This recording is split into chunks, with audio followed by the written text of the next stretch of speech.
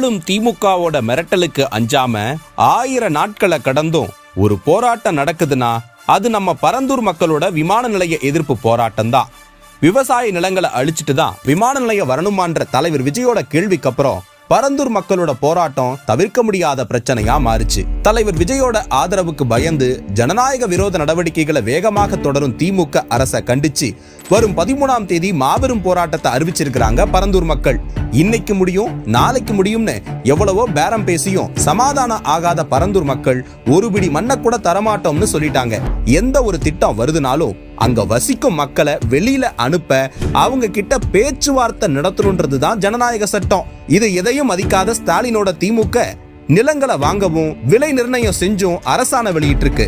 சமீபத்தில் நடந்த தாவேக்க செயற்குழுல பேசின தலைவர் விஜய் பரந்தூர் மக்களுக்காக பேசி இருந்தாரு. பரந்தூர் பகுதி விவசாய மக்களையும் பொது மக்களையும் நானே அழைச்சிக்கிட்டு வந்து தலைமை செயலகத்துல உங்களை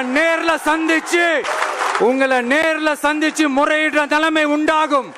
அவரோட இந்த பேச்சு ஏற்படுத்தின அதிர்ச்சியிலிருந்து தப்பிக்க உடனடியா வெளியூர்கள் இருந்து பரந்தூர்ல நிலம் வச்சிருக்கிறவங்களை கூட்டிட்டு வந்து 5 கிராமங்களை சேர்ந்த 19 பேர்கிட்ட 17.52 ஏக்கர் நிலத்தை வாங்கி பத்திரப்பதிவு செஞ்சுட்டு பரந்தூர் போராட்டமே முடிஞ்சிருச்சுன்னு தோற்றத்தை உருவாக்க பார்த்திருக்கிறாங்க.